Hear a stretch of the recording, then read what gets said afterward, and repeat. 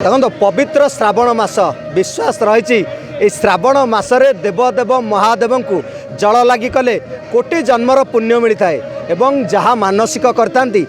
पुण्य होता है से तो ओडिशार विभिन्न जलाशय विभिन्न शैवपीठ को काउड़िया भक्त मानकर भिड़ जमे आमे अच्छु कटक जिलार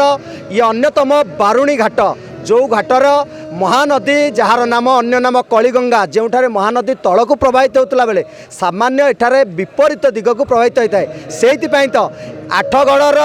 अष्ट देवतांकर बुड़ पड़े बारुणी घाट यही घाटर पानी नहीं विभिन्न शैवपीठ को काउड़िया माने यात्रा करता सीधा सड़क आलोचना करवा आम सहित किसी काउड़िया भक्त अच्छा कहे आपण बयस एत पहुँचला तथापि कांधे पानी भार धरी जाऊँच कष्ट लगे ना लगे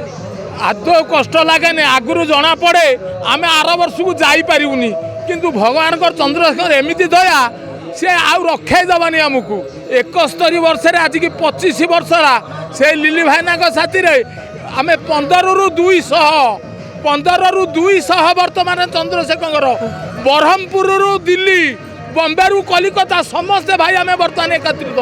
ना खुंटुणी जोगु आज लिली भाईना जोगु ब्रह्मपुर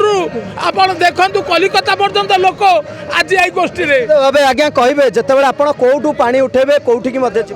आम ये ब्रह्मपुर कखड़ी ब्रह्मपुर आम पा उठेबू एवं आम कपिलास को जीवु आज आमर आरंभ होमें ये 20 वर्ष धरिकी मु 20 वर्ष धरिकी दीर्घ 20 वर्ष धरिकी आम जाऊँ निश्चित कष्ट अच्छी किंतु प्रभु दयारू प्रभु महिमारू ये कष्ट किसी कष्ट जना पड़े ना सबु बेले आमर मन में गोटे उत्साह थाए जे प्रभु आम सांगे अच्छा प्रभु भावे अनेक भक्त जाऊँच सीधा सड़क प्रतिज्ञा नवा आपण ब्रह्मपुर आसती पूरा टीम सह आसी जो बाबा पाखक जाए एत बाट चलिकी आसती कष्ट लगे ना बाबा मस्तक जल लगे से आनंद मिलता है आम कौन कष्ट करूना सब बाबा इच्छा बाबा ही आमको नियंती बाबा ही आमर कष्ट लाघव करती आम केमी जाऊ सब बाबा ही बुझंती ये बाबा इच्छा आम बाबा इच्छा एठिक उत्साहित हो आसू ये आमर कौन सेमती निजस्व मानसिक नुह ये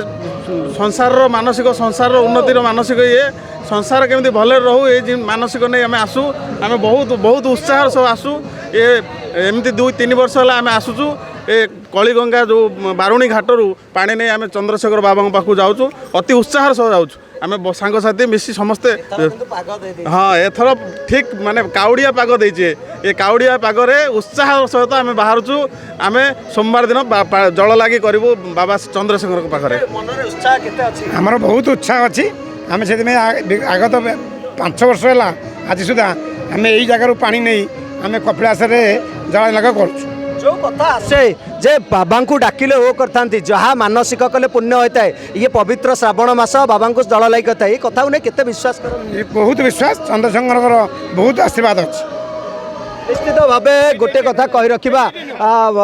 कही रखा सार समस्ते अनेक भक्त आपण टीम रे अछंती किए सरकारी चाकरी करछि किए व्यापारी करछि तापरे मध्य समस्ते एकत्रित होई भगवान को डाकिबा ये गोटे संजोग ता भितर शिवं को आराधना केते मन भितर भक्ति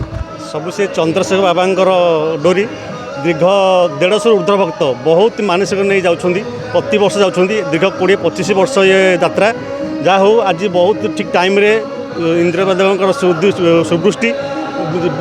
भक्त मैंने बहुत आडंबर सह जाऊँगी जय शिव शंभु पादो कष्ट लगे ना नाई भक्त बाबा शरण गले किसी कष्ट अनुभव होनी निश्चित भाव शुणुले कांधरे जिते जलभार नहीं जाती से यात्रा जिते दूर को होता ना कहीं कांधरे जिते जलभार थाए शिवं नाम थाए से बाट तो कमी जाए से बाट तांको आनंद लगी थाए से तो हजार हजार काउड़िया श्रद्धालु माने विभिन्न जलाशय पानी नहीं विभिन्न शैवपीठ को जाउछंती ये कलिगंगा महानदी अन्यतम बारुणी घाटरू पानी नहीं आज शताधिक